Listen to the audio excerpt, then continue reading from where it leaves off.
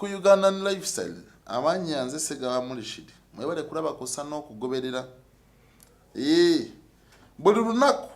mmanjagala mbeko n'ettafaali lyennyongera ku kubeerawo kwammwe buli lunaku mmanjagala mbeeko amagezi gembawa oyo ageetaaga agatwale mwattu atageetaaga asobola okugaleka yes kino kigenda eri abaana mwenna abakomawo mu ggwanga erya Uganda just an advice to you okitegeera mumanye what to do singa oba okomyewo mu ggwanga erya Uganda abaana basinga obungi mukomawo mu ggwanga erya Uganda okomawo sometimes ne sente eza $, sometimes n'okomawo ne sente eza real kisinzira ensi gy'obaddemu oba okomyewo na rupee oba okomyewo na dinaali oba naki kisinzira ensi gy'olimu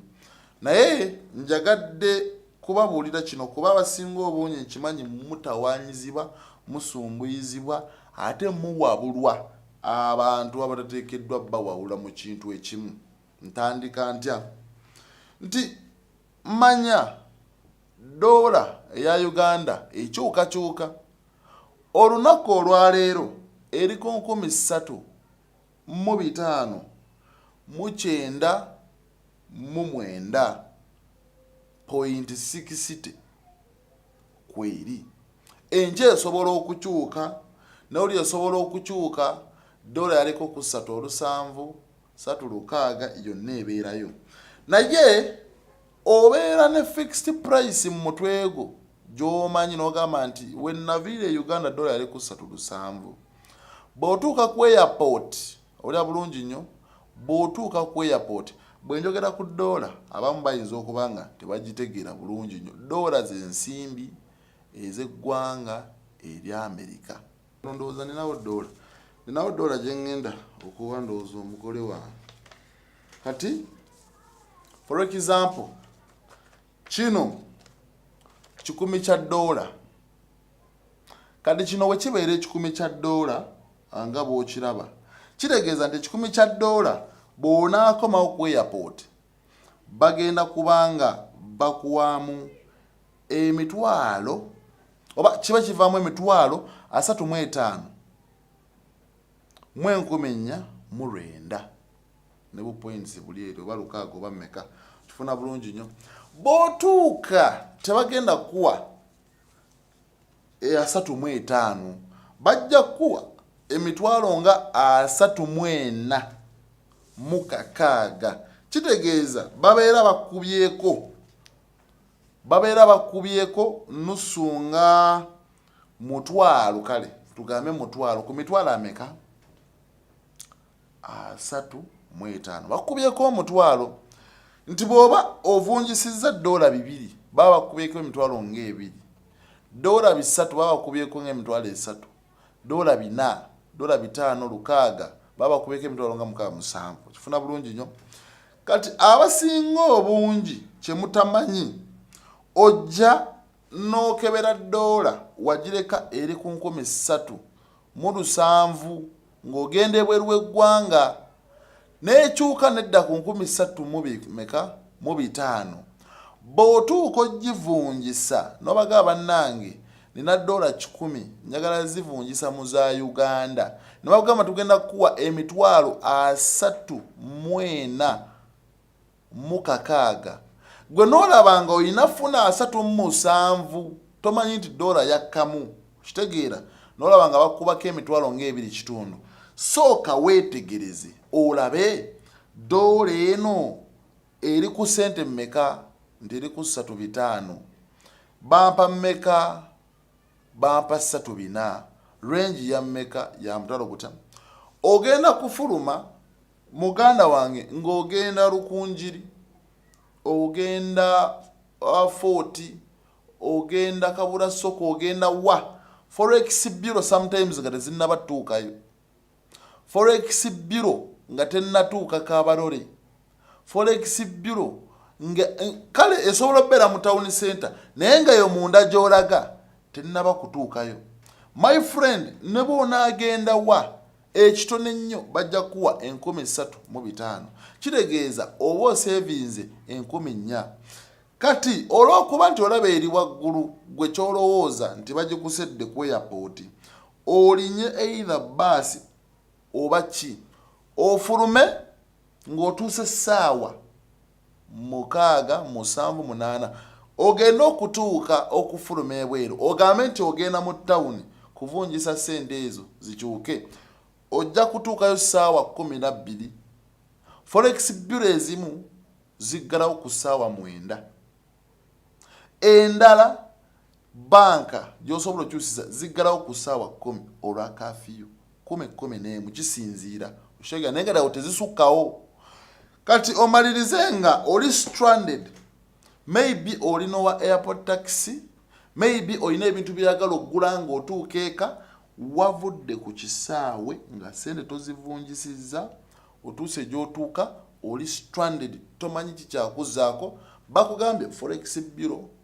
nzigale, bakugambye nti kati banka nazo zagaddewo. Owe airport taxi akututte,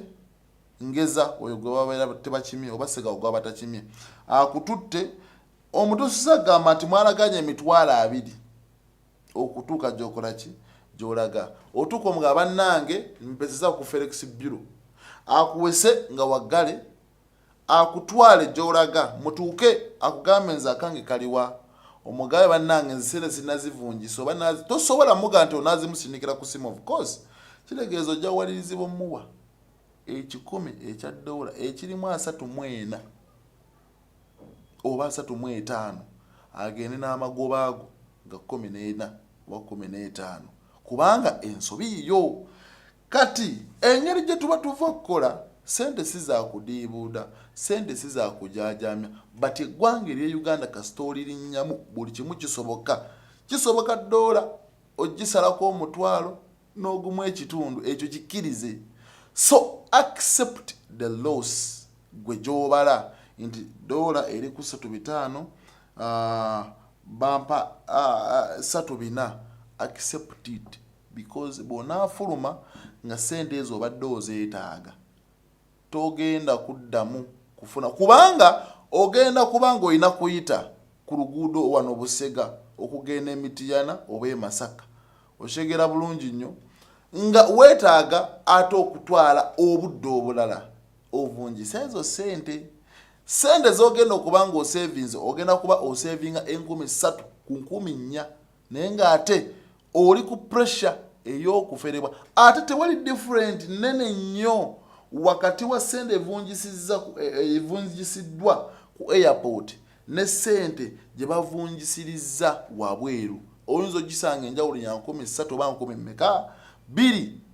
kkiriza okufiirwa 3,000 oba 4 mu airport awo kwa live munda. Bw'obanga eri gye bakugemesa covid olaba kya bbeeyi, bagamba ovunjise sente bakuwa 28, eyo vaayo awo wennyini munda ojja sangawo forex bureau nga bajja kuvunjisa dola $3,500 bakuwe 10,000 nga 3,406. Kitegeeza oba ogiza 10 gye mitwalo 34,600. Wano dola baba bagitunda 3,504 something waves to. Kati oba tosevinze kinene nnyo, okitegeera bulungi nnyo. Omuntu agenda kugamba no dola eri waggulu, dola ebeera waggulu singa okomyewo n'akakadde ka dola nga kweyagala ovunjisa nti bw'ogatta zino 2,3 osobola okusevinga obukadde nga 8 oba 5. Mwana wa mama oyagala sevinga, oyagala kyusa dola 10, 2, 3. Woyagala ogenda mu kibuga ogenda kuba osevinga omutwalo gumu. Omutwalo gumu bala obudde bw'ogenda oteekamu okugenda mu kibuga ovunjisa ezo sente, bala obudde ne transport g'ogenda okwongeramu ogenda mu kibuga nti ovunjisa ezo sente, ogenda kuba okolera mu loosi nga n'obudde bukuleseewo.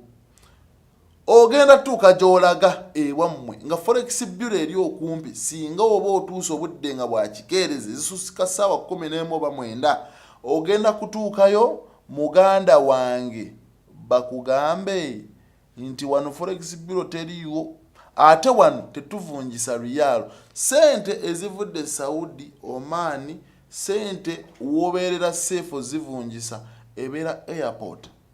kuba buli kika kya sente kibaawo riyalo ebaawo dinaali biki osegeera dollar pound but bw'ofuluma booti ebweru forex bureau ezisinga obungi zivungisa dollar euro biki n'endala kizibu nnyo ogisanga ng'evungisa riyalo okuleka ng'ogenze mu kibuga wakati abamu mugamba nti tuva eno ng'eri ku 10 n'otuuka eri ne bakugamba nti no bakwamu nusu 8 oba mmeka muganda wange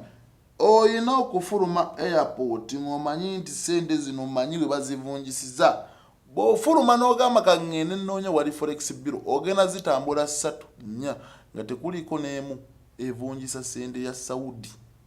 okuleka ng'ogenze ku branch ennene oba obantu bagazigazimuko advice ki naawe azirina nga mutuufu ziri mu riyalo ky'olina okukola beera gy'oli mu nsi nga tonnasimbula bw'oba olina obudde ng'olina na access sente zo z'olina mu riyalo zivungise ozize mu dola gy'osinga okutegeera era gye batagenda kukusalira nnyo bajja kukusala nnene ku riyalo ekyo ky'onkubulira mazima kati bw'oba olina access zivungise ozize mu dola gy'otegeera kuba still ogamba nti eri dola tebagisala nnyo kale genda eri gye batagisalira nnyo okwata riyalo yo ogize mu dola odde eno ne sente nga n'oba osaze forex bureau wa kizibu forex bureau yonna okuba nga tevungisa dola naye ojja zisanga nnyingi nga tezivungisa riyalo ekibya bulungi nnyo ate nga ne ku airport sometimes ebeera ya buseere kati advice yeriwa bw'oba ng'olina access okomayo Uganda ng'olina sente ze Saudi Oman Qatar wa yonna okitegeera okubeera safe obulungi kwata ezo sente osooka ozivungise zidde mu dola ogenda okulinnya ennyonyi nga sente z'olina ziri mu dola wano dola ojja bba ogitegeera bulungi nnyo era ejja kwanguyira nnyo tinoba olinawo sente n'ogamba na dola katugeze 10 kanvungiseeko 2 oba 3 zino ndala naazivungisa edda ng'osobola ovungisako zino n'ofuluma nazo anytime dola osobola ogivungisa ne bw'okomawo ne riyalo n'otuuka naye waka n'ogenda mu katawuni kammwe aka district ne bagamba ffe zo tetuzivungisa n'ogenda ne mu ndala ojja kukosa transport omulala wa mitwalo nga 7 onoonya bye bavungisiza riyalo kati bw'obanga gweyagala tereka sente zo osobola zikyusiza yonna gy'oli mu nsi ng'okomawo ne zidda mu dola n'ogenda otuuka wano n'ogenda ewaka ng'olina dola ejja kwanguyira okuvungisa than ng'ovuddeyo olina riyalo otuuke wano ku airport bazivungisa naye ate era bagitema ojja giwulira ekyo bagitema osegeera awo naye era nawoba okomyawo nga gy'olina mwana wa maama mwana wa taata ng'otofunye access evungisa kuza mu dola guma ozivungisiza awo woolabako amaaso g'omuganda gali mu ngalo woolabako ebasobola ozivungisiza bw'ofulumira bwat n'ogamba kanje noonyeza ebweru forex bureau za Uganda nezisinga euro dola paundi yeni biki ebyo wodda mu riyalo olina lumba city oba wali gundi nneneko kati abasinga obungi osobola okujja ng'ogenda mu nsakala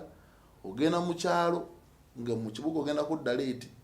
ng'olina riyalo oba ne dola kijja kwanguyira naye ate naye n'okomawo nga tolina sente nga ziri mu dola togamba nti kanfulume ngende navungisiza mu kibuga my friend omuntu avudde ku airport alina kuddaka kuwummula si kwetawula bw'oba olina ebintu by'oyagala oggulira ab'ewaka n'ofulumamuko n'obako owogera n'obigula si kudda kuzunga ate ozze mu banka otandise kudda mu layini olina ebintu ebyebbeeyi byokka olina passport ogyetaaga olina documents zo ndagamuntu biki bino obyetaaga lwaki odda mu layini okusimba ogamba wagisimbye ku airport ofulumyemu ate era okyagisimba mb'onoonya bank ogisimbe olw'okuba egalo savinga mbu eri batema kinene nnyo accept the loss waba okutemya nnyingi nnyo mitwalo 2-3 egyo kkiriza manya nti gigudde kuba era osindika obukadde n'obukadde mu ggwanga erya Uganda abaana bo baganda bo bamaama bo ne bazikuba ku mutwe kati kkiriza n'ezo aba airport bazikube ku mutwe otambule bulungi kino injogera leero anakitegeera mwebale kitegeera atakitegedde komawo entebe ogana okuvunjisa ssente ofulumu ebwero onoonye forex bureau ekuli okumpi otuukeyo ssaawa 12 ng'onoonya banka nga zonna nzigale otuuke eka nga tolina kyobatwalidde tolina kyotutteyo nga ne ku makya ogenda kera batunula booti bagaba nange ekyokulya ekino omwana mulwadde ng'otunula booti so nga ate waneeno ovunjisaayo kasendiko ku airport owulira bulungi nnyo noba nti nvunjisizaayo wano kanfunumemu nga nninamu you be great advice yembawa bw'obanga olina access mu ggwanga gy'oli ng'osobola ovunjisa sente z'eri eggwanga ne zidda mu ddoola katonda tuuka Uganda do it zidde mu ddoola zidde mu ddoola ddoola yeno gye njogerako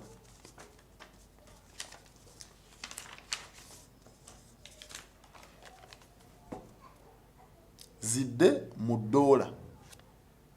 odde Uganda ngo ozivunjisiza okudda mu sente z'otegeera kiba kirungi nnyo naawe bw'odwa ku airport nga tolinaamu ssente oli stranded n'ogamba nja vunjisa ebweru muganda wange todda mu bintu bya kusimba layini mu bbanga todda mu bintu bya kwetala eno oba eno tuukira ka direct owummule vunjisa sente z'ogenda okukozesako ku airport ogende okugenda n'abakukimye oba baganda bo oba mikwano gyo oba bbaawo baani ng'olinamu sente ez'okukozesa so si kutuuka mbu ate mpakinga funako wali forex bureau nvunjise no there is no big difference gy'ogenda ofuna teri magoba manene nnyo g'ogenda funa ogenda funa wenjawulo ya 3 ku 4 kitegeera so tweyisenga ba investor nga badoni nga ababala ekyo abasinga obungi badde tebannakitunulira nnyo ngagamba ku airport bateba nnyingi basala nnyingi dola tekyali ku 3.7 eri ku 3.5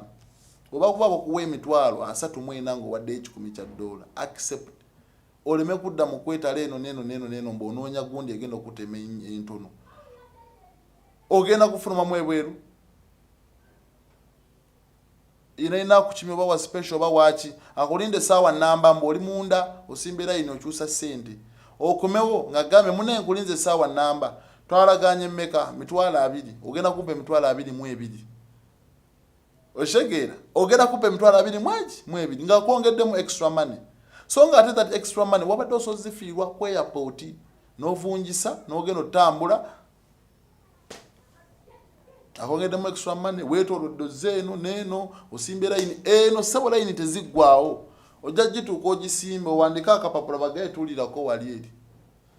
ate katonda kukola obubi nga time ya lanchi bagende balye kati olina kulindira ku kisaawe ovuga direct ng'ogendaka advice yembawadde akitegedde weebale atanakitegeera nja kujja nkikumatize era ojja kitegeera